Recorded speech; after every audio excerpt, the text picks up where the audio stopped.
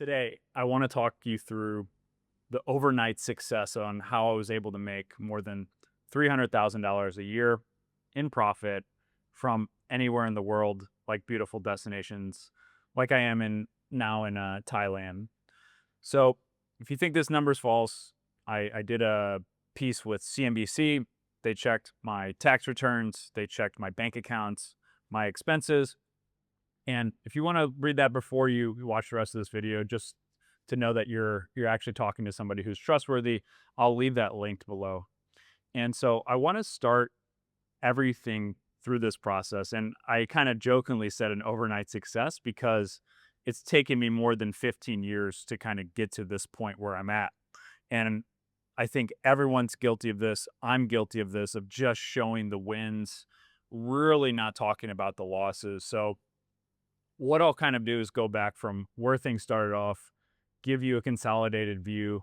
And the idea of this is to hopefully help people try to get to this point faster. And I'll try to explain a few of those points where I think I could have leveled up quicker. And hopefully, this will just be super valuable for people who want to be able to be high earners, expand their career, be able to live and travel anywhere in the world while doing it. I think this is going to be a super valuable walkthrough for you. And so, starting off, I think one of the most important things that kind of starts our career path or whatever is the college or not college sort of category. And I think my parents had two very wise suggestions for myself, my brother, and the good thing about my situation was I had a lot of good options. I had full ride scholarship options for playing volleyball. I had D1 offers to play at Rutgers, to play at some smaller NAIA schools. So I had a lot of good options for schools and for my financial situation. And so essentially, I was in the position where my parents were going to also give me the options to study either business or engineering. If we didn't want to do that, they were still going to support us emotionally, but not helping out financially. And I think this is a super strong position to be in because those paths led to more options and higher earning potential. So, from my perspective, I had all these options that, okay, let's say I wanted to go study arts and sciences. I could have done this. I could have taken the full ride, gone and done that on my own. But luckily, I had a lot of good options. And again, not everyone's going to be in that same boat, and everybody's cards is going to be different. And so, what I want to say to you is whether you have the option for college, is you need to kind of think out 5, 10, 20 years. And I think from a young age, I had parents who really helped guide me on this, and they could see that longevity where starting off at business, accounting, and finance, even though I didn't end up working in those industries, it still gave me a career path to get to where I am now, which is mostly with marketing, sales, working for tech startups. So I do think that high school to college or that path is super important, and it sets you on a course that isn't impossible to change, but it becomes a little bit more difficult. And I think that's a very crucial point. So I'm not anti-college. I'm not anti, start working, as soon as you graduate high school. I would say my sort of perspective is if you take 100 people who go to college and 100 people who don't, if you stack up those odds, at least from financial stability and soft skills and some of these other success metrics, I think the people who go to college are going to outnumber it. I would say 5 to 1, but I don't really have a lot of statistics to back that up. I'm all about going into college with a goal to get a job, to get that ROI back. And there's some career paths that do that without fail. Like our accounting school had like a 99% higher rate right out of college. And a lot of those, I forget what the percentage was into the big four. So there is career paths. Those are very challenging. Like I didn't even have the grades to get into accounting school. So it was challenging, and I was a pretty good student. So I will say this, that there are a lot of options. And in this video, I want to really hone in on this point because I think it's crucial. And I think there aren't enough options presented to people who are 17, 18, 19 in that age. College isn't the only option. It can be a good option for the right person on the right path with the right goals. There's technical options. There is a huge demand for technical workers, people who want to work with their hands and can make really good businesses and good money. Some of the wealthiest people, some of the fastest people to become millionaires, construction workers, plumbers, roofers, people doing solar installations. These types of people who have these businesses become very wealthy because it's in such high demand and there isn't a lot of supply filling that. And especially, I think every generation is getting less and less into these industries.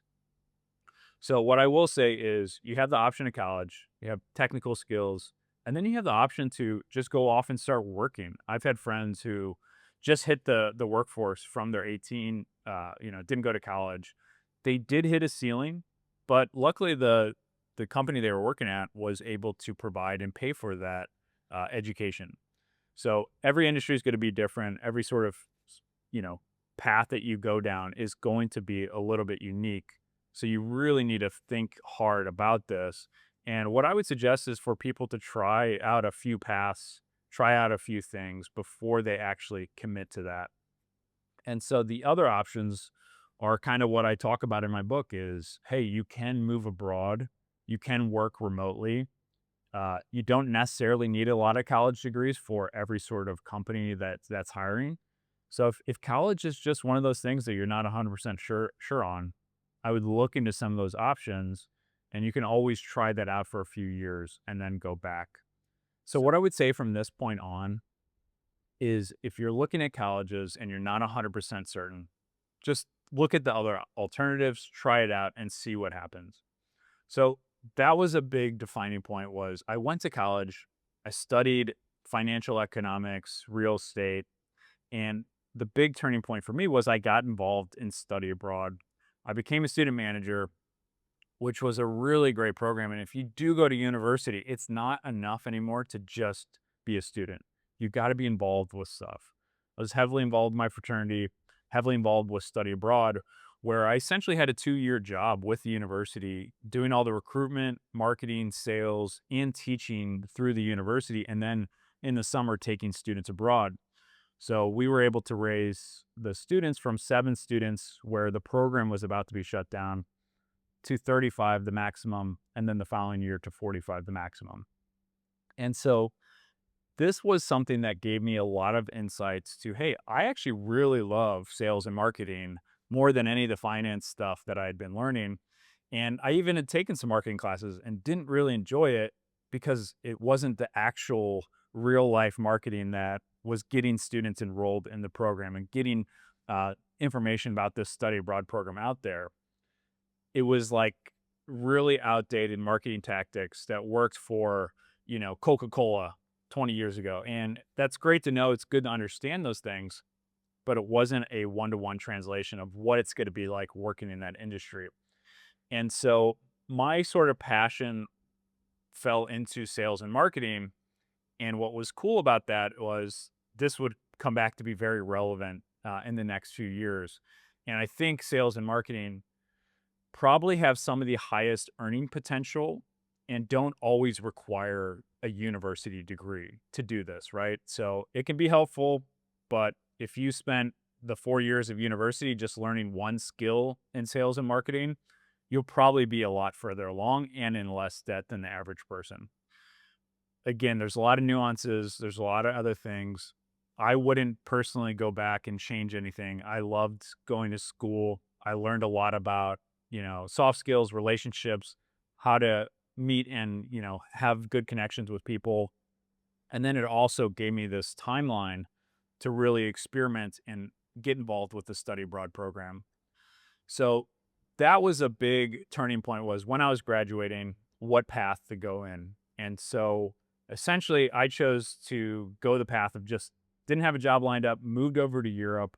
And even though I had job offers for like corporate America jobs, this path was so appealing to me that I flew to Europe, didn't have a job lined up. Within 3 months, was able to land something. And my first job was teaching financial economics at the university where I was taking study abroad students from. They essentially saw that I was able to grow and save this study abroad program. I had 2 years of teaching experience. So they essentially let me become a professor at the age of 22, teaching 24 and 25-year-olds. It was a really great job opportunity. I really learned a lot about public speaking, organizing, curriculums, interacting with students, and just trying how to package your message to pass that on to somebody else. So I had the opportunity to create new classes there. But the biggest issue I found with this time was the teaching industry, and especially academics at the university level. You come in at a really great level. So I was coming in at a great spot. The hours were amazing. The pay was pretty decent, and there was a lot of flexibility. I was only having to teach about 4 to 5 hours a week. On top of that, I was doing some office hours, and then there was prep for, the courses. So all in all, I had a ton of flexibility. But the biggest issue I saw was the next level up was probably 5 to 10 years of getting a PhD, and it wasn't that big of a jump in terms of pay. And I think you really have to be passionate about teaching, and probably not to say that your teachers aren't ambitious, but I was 22, super hungry, super motivated, and it just wasn't something that I saw as a long-term sort of career path for me. And so understanding that what I wanted and what this path was going to be was pretty smart, because I could have just kept this job for 10 years and had a really great life, but I craved more than that. And instead of sticking around, I sort of left this job after, 2 years of teaching, moved back to try to figure out what was the next steps. And so after living 2 years in Europe, I traveled around a bunch. I traveled to a new country every single month. That was a goal of me while living in Europe. And turned out to be one of those light bulb moments where I was like, hey, I can show up in another country, land a high paying, good job, learn a ton of skills, advance my career, and continue traveling all at the same time. So it became this really good starting point to, hey, you can do this. You can do it in other countries. And granted, this was back in 2011 where there wasn't a lot of remote jobs and there wasn't as many international opportunities now. Now there's an remote job opportunity in just about every industry, and there's a working or digital nomad visa, remote work visa in just about every continent in the world, where these opportunities were very limited back then. And so after that, I left Europe, went back to the US, due to the fact that both my grandparents were getting older. They were fairly sick. And so I spent time there, which was, in retrospect, a really great sort of step back into reality. I landed a contract at a huge firm, Wells Fargo. I was working on the trading floor there. And this was a 3-month contract. And the great thing about this was it gave me a taste of office life in one of the biggest corporations in my city. They had their headquarters there. And so it gave me insight to what I didn't want to do. And it kind of gave me that feedback of like, okay, this is the insights of what it looks like in the corporate realm. Kind of what I expected, very inefficient. Most people aren't super happy. You are just kind of a number. And eventually I realized, especially after working in Europe to go into this, that it was just a good trial run for what I never wanted to do, and it was gonna be motivation for keeping me forward to never have to do that. So, I was waking up in the winters, it was dark. I was waking up at, like, 5 AM because it was, like, bond trading hours, had to be in the office. Wake up when it's dark, go home when it's dark, it's freezing, and then afterwards, I would help my dad with construction. So, it was like the 3-month period where I absolutely did not enjoy it at all. And especially that contrast from before was really great. And I think it was a good wake up call. Like, hey, I'm going to use this as fuel to never have to do this again in my life. And I think that can be helpful for a lot of people. And so After that, I was able to save up money with this contract job. And the plan the whole time, even when before I got this job, save up money, move to Australia, get a working holiday visa where you can essentially show up and work for any sort of Australian company. And so I showed up, luckily had met some friends traveling in Europe, and I was able to crash on their couches. And I think I had under $5,000 at this time. It was the exact amount you needed to get the visa for Australia back then. And so I showed up, and this is back when like Sydney and Australia were not a good exchange rate. It was super expensive for the dollar. And even if the dollar's strong, Sydney's quite expensive. So within 2 weeks of showing up, I was able to find a job working at a tech startup that was going to pay me some really good money. Was able to move off my buddy's couch and find an apartment. And I was sharing a bedroom with one of my coworkers. And so in Australia, they pay weekly. And so my salary was enough. You're paying 25, 30% into rent. And the rest was just going to savings, travel funds, food and going out and partying. So what I noticed here was when I got to Australia, the life lesson that I learned here was don't follow the pack. Everyone goes to Australia. About 95% of people go there to find backpacker jobs. They go there to do fruit picking or do some other labor, right? None of that really interested me because I was looking at it. I was like, I can make more money doing something else. I can learn a lot more and I can still have some like flexibility because the job I had landed was a hybrid remote job, and this was my first sort of step into it, where I still had to be in Sydney, still had to go in the office occasionally. And what was great about this tech startup was I was doing marketing sales.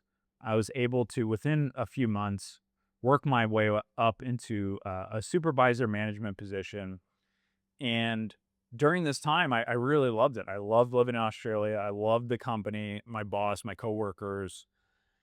And I probably would have stayed doing that for multiple years, but I got another opportunity kind of thrown in front of me where when I was living in Prague, I'd met a professor who basically became a mentor. And he saw how hungry I was, how I was driven. And he essentially was from South Korea and said, "Hey, you should apply for this MBA program. I think you'd be a great fit.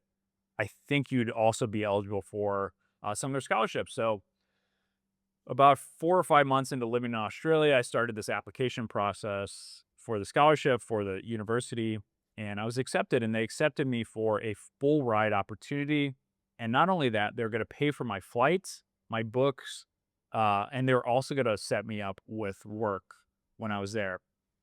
And so it was just one of these opportunities where it was too good to turn down. Even though I loved everything about Australia, I thought to myself, I want to get into starting a business. I think this is a good opportunity to learn to kind of figure that out.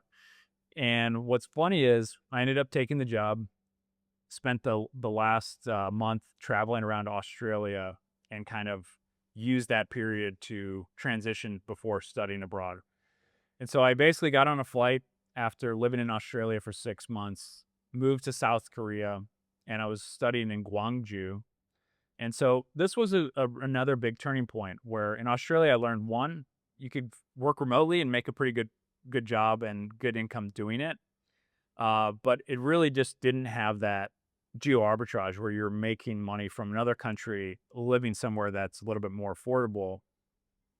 And so I learned that lesson a little bit later, but it gave me that spark that, hey, I can work remotely. I can make good money doing it, and I can learn a lot of skills along the way. And so I always went into the mindset of like, hey, these people are paying me to learn and I want to get them results. So it's a win-win situation. So I get to South Korea, studying in Gwangju, and this was probably the first time I really experienced culture shock because I'm in a place where people are just kind of staring at you. A lot of people hadn't seen a white guy before. And so it was culture shock. Not a lot of people spoke English. Everything's different. Left is right, right is left, up is down, and vice versa. And so again, this was kind of pre, online internet ages, but it was still internet was still around, but it wasn't as accessible. So things were a little bit more complicated to do in the day-to-day action. So I get there, I start studying my MBA, and I absolutely love it. The Korean classmates, my international classmates, we became this one big family where we're hanging out in the classroom, but we're also doing so much outside. And the Koreans, they treated me like a brother, and I absolutely loved this time in this part of my life where it kind of showed me that it got me a chance to take a step back to really assess what was going on. And so it taught me a few things that were super important. One was when you're studying, you have a lot of time on your hands, but you usually don't have enough money. When you're working, you usually have a lot more money, but not enough time. And this was that point where when I really realized that what if I could have it all? What if I could have the time of, time freedom of working at, while at university, and the financial freedom of actually working a job. So this showed me that, like, hey, there's these two areas, like, and they both seem to be a little bit off in one part of life. And the great thing about during my MBA is I had time and I started building websites. I built my first travel blog, and I essentially did it to help people because a lot of people were asking me for travel advice, and this travel advice would be like a super long Facebook post, and then two or three people would ask about the same destinations, and eventually I was like, man, I'll just turn this into a blog post. I'll get photos, links, a lot more details in a blog post, and I can send that blog post to the same three or four people, and then I can help strangers on the internet. And if I can make some money out of it, that'll be great. So the travel blogging thing worked out really well. It also helped me land a job working at a radio station in Korea. And then I was also learning a lot in the classroom just about the macro and micro aspects of a business, marketing, sales, a lot of that stuff. Again, it was pretty useful, and a lot of that knowledge has been useful. I wouldn't say if you want to start your own business, it's essential. And if you want to get your MBA, find a way for somebody else to pay for it, find a way to get a scholarship. I think there's a ton of opportunities out there. Most people only look in the US, so look outside of the box, and I'm sure you'll find something great.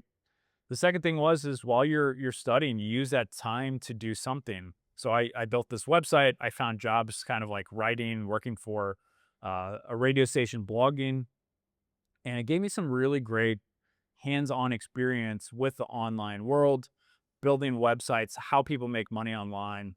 And so that segue was super important because it gave me a lot of experience that would open up some doors later. So after graduating, I traveled around Southeast Asia, worked on my master's thesis, then graduated. And the weird thing about Korea was after you graduate, I was put on this looking for work visa. And it was kind of like purgatory, where I couldn't get hired by a lot of companies because they required you to have this working visa, and you couldn't get the working visa without having a job offer. So it was just kind of this like weird area. And so the only real opportunities for 95% of people were teaching English in Korea. And that's a big drive because they have a separate visa process for that. They understand that Americans or native English speakers are going to excel at that. So they make that opportunity to come work there a lot easier. So I tried doing a bunch of odd jobs. I did modeling, voice acting, found a marketing job. But essentially, it was just doing 5 or 6 different things and applying for jobs every day and just getting a ton of rejection. And what's crazy was the same sort of formula I used to land a job in 2 weeks in Australia was not working in Korea, and it was it was super demotivating, and at times a little depressing because I was like, man, I got this MBA. I'm doing all the right things. I'm getting the reps in. I'm getting interviews. But as soon as they found out about this visa stuff, they just weren't interested. So this led me to just looking at other options. I knew that New Zealand had another similar working holiday visa, and I was coming up on the age where I wasn't going to be eligible for this. So what I did was I moved to New Zealand. I applied for the visa, which was free. And it was the same working holiday where you could show up, get any job working for a New Zealand company. And so I showed up and basically found a job working at a tech startup in like 10 days. So that same process, just changing my environment to a place where I had the right visa. There was a lot of working options and some remote options. So I landed a really high paying job, found an apartment, and again, started learning a lot about a tech startup. And what was cool is the guys back in this company, they had built a similar like the Amazon for New Zealand, which was a lot smaller, but still a really cool environment. And so long story short here was worked there for about 4 or 5 months. They ran out of startup capital and just shut down. One of the downsides of startups is a lot of times they run out of money and they don't always take off. So I was back to, okay, I'm going to travel around for a month. I had saved up some money for travels, travel around for about a month or two around New Zealand, hitchhiked the whole South Island for a month period, which was awesome. New Zealand's an absolutely beautiful country. And so after that last month, I had actually started looking for work. And this is another important lesson where I had met somebody in South Korea, and they had actually posted on Facebook about a job opening for a fully remote job at a tech startup for exactly what my experience was, sales and marketing. And so I sent this friend a message to say, "Hey, I just applied. I'm super excited. I'm not asking for special treatment, but just wanted to let you guys know that put my name on the radar." And bumping that up, even just getting the opportunity to get an interview is going to up your chances so much more. And again, as cliche as it sounds, it's not what you know, but it's who you know. And this definitely gave me some insight and a little bit of a upper edge. So I was able to get this job, and this is when I started working as employee number 4 for Empire Flippers. Moved over to Vietnam, and the important lesson here was my cards were this: stay in New Zealand and actually make a lot more. Essentially, I was like, okay, I could land a similar job before. I would be making more money than what I was going to be making for working at Empire Flippers. And so the reason I chose to go with this other option, even though it was a paid decrease, was, I had those thoughts like, oh, my ego's gonna take a hit. I can't take, less than what I was earning before. But I think understanding that there was more upside to a tech startup where I was going to be essentially making less, but in a very near future, saving more because I could live in Vietnam or I could live anywhere in the world and have this remote income. So I love that it was fully remote. It had some profit sharing. It had some good experience to really learn about the online business space and remote companies. So I took this job as employee number 4, helped grow and scale the team to more than 100 employees. We became the fastest growing company, one of the fastest growing companies in the US for 4 years in a row.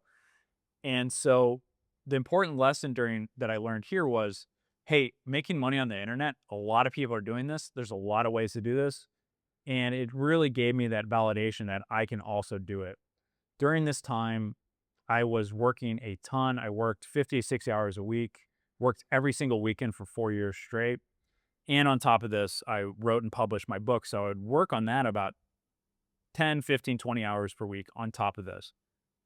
And so if you watch my last video, I talk about some of the vices that I gave up to help me achieve this and kind of reorganize my life. And I'll leave a link below to here for that video. And so the lessons that I learned here was if you're not going to build your own empire, you're going to be building somebody else's. And so about halfway through, about 2, 3 years in, I kind of realized this. And so I started working on my own stuff, building my own brands. I acquired a software business that I was able to grow and get my money back in 8 months. And so I had that validation that I could do this on my own. I had things going on the side where, hey, if things got really bad, I could just live off of this income. And eventually I hit my vesting schedule, hit 4 years there, and decided to just go on building my own path. And so once I did that, it was hard. Entrepreneurship has not been easy. It's not an easy path. You're going to work a lot of hours. You're going to have a lot of ups and downs. But what this showed me was I was essentially selling my best hours away to somebody else. And, I was getting paid for this. I had a really great six-figure income, remote working. I loved my job and my coworkers. And that was the hardest part about actually leaving. But eventually I realized that leaving was going to allow them to hire more people. And after I left, they hired 4 people to replace me. And so this actually helped me realize that, hey, it's going to be better for the company. Having 4 people do all these roles is going to be better for the company and going to be better for my friends there. There might be some short-term, issues, but overall it's going to be better. And it's going to be better for me as well. This was a good turning point. And so I think a lot of people have those ideas or have those side hustles and they're just too busy to start them. But this showed me that, hey, once you transition, once you make your side hustle the main thing, once you have proof of income, you're at least making a few $1,000s and you've put your main focus on that. Instead of waking up, putting out fires on Slack for your employer, you wake up and think, how can I scale up my business? How can I get that next big hire? What's this leverage thing that's giving me 2 or 3x? You start putting all of that brain power into your side hustle, and I saw exponential growth since then. And so, again, this is kind of the path that's led me to building more businesses, acquiring businesses, building my own portfolio, really doubling down on my own businesses. That's allowed me to kind of do all this. And so, this is a time period of from 2011 till today. And I'm currently living in a really lovely villa in Thailand.